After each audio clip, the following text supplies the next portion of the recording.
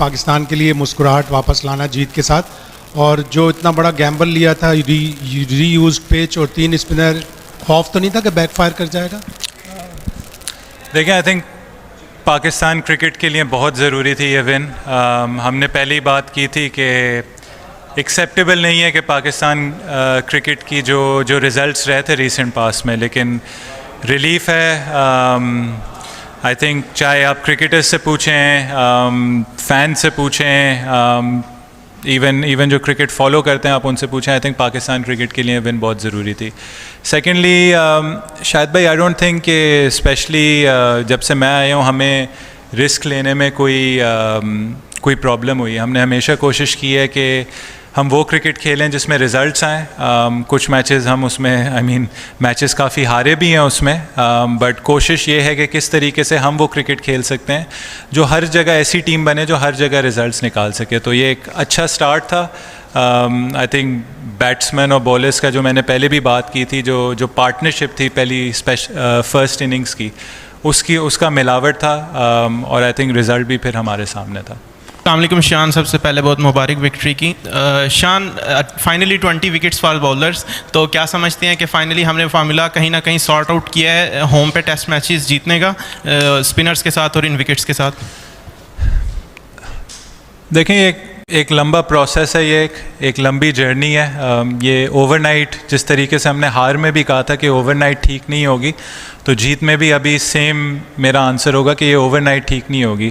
इसमें बहुत सारी चीज़ें ज़रूरी हैं। जैसे मैंने कहा 20 विकेट्स टेस्ट मैच में नॉन नेगोशिएबल है। आपने 20 आउट करने हैं। आप 20 आउट के बगैर सिर्फ तभी मैच जीत सकते हैं कि अगर दूसरी टीम डिक्लेयर करके ऐसा पुश करे। और 4th इनिंग्स में हमने देखा है कि हर जगह कंडीशंस बैटिंग फ्रेंडली नहीं होती। कोई एक आती आपको 10 में से टेस्ट मैचेस मिलेंगे जहाँ होगी। तो इसमें अब हमने ऐसी टीम बनना है कि ऑब्वियसली अपनी कंडीशंस को अंडरस्टैंड करना है, और साथ में ये देखना है कि 20 विकेटें जिधर भी हम खेलें, चाहे वो पिच फ्लैट हो, चाहे वो पिच सीमिंग हो, चाहे वो पिच स्पिन हो, हम किस तरीके से कॉम्बिनेशंस बना सकते हैं टीम के, और किस तरीके से बैटिंग और बॉलिंग में स्पेशली फर्स्ट इनिंग्स में पार्टनरशिप्स लगा सकते हैं जो हमें मैच जीतने की पोजीशंस में लेके जाए। तो ये एक अच्छी चीज़ थी। इस मैच में हमें लीड मिली, तो वो उसमें हुआ क्या कि जो 3rd इनिंग्स का प्रेशर ऑब्वियसली होता है कि आपने टारगेट सेट करना है, बट 75 की लीड ने हमें हेल्प किया कि जहाँ हम 200-220 रन्स करेंगे वहाँ 300 का टारगेट होगा। फ्रॉम पर्सनल पर्सपेक्टिव ये आपसे मैं पूछना चाह रहा हूँ, बहुत ज़्यादा क्रिटिसिज्म था आप पे कमिंग इनटू दिस मैच। जब आज सुबह आप उठे तो what was going through your mind? देखें, क्रिटिसिज्म रहेगा। क्रिटिसिज्म को कोशिश करता हूँ जो वैलिड होता है उसको कंस्ट्रक्टिवली देखता हूँ, और जिसको नहीं देखना होता कोशिश करता हूँ कि उसको बस एब्जॉर्ब करें और उसको साइड पे करें। और देखें, ये मेरे बारे में नहीं है। This isn't about me. ये पाकिस्तान क्रिकेट के बारे में, पाकिस्तान टीम के बारे में। और हम सब, जो मैंने पहले भी वर्ड यूज़ किया था कि बहुत सा मतलब हमने दुख महसूस किया था। वी वर ऑल हर्टिंग के किस तरीके से हमने पिछली सीरीज़ भी स्लिप होने दी, कुछ रिज़ल्ट्स ऑस्ट्रेलिया में भी स्लिप होने दिए, और हम चाह रहे थे एज ए ग्रुप कि हम इसको किस तरीके से टर्न अराउंड कर सकते हैं। तो हमारी कोशिश इस मैच में ये थी कि हर दिन हम अपना बेस्ट एफर्ट देने की कोशिश करेंगे, और आज का दिन ये था कि अब हमने 8 आउट कैसे करने हैं। एंड आई थिंक जो एफर्ट था टीम का वो सबके सामने था। इमरान अहमद सर, कुछ अरसा इंतज़ार करना पड़ा पाकिस्तान को और आपको इस कामयाबी के लिए, तो आज अल्लाह ने बड़ी कामयाबी दी है। इसके हवाले से आपकी फीलिंग और टीम की फीलिंग क्या है बताइएगा। और सीरीज़ में वापस आए हैं, जीतने के लिए क्या जो पिंडी का टेस्ट उसके हवाले से बता दें।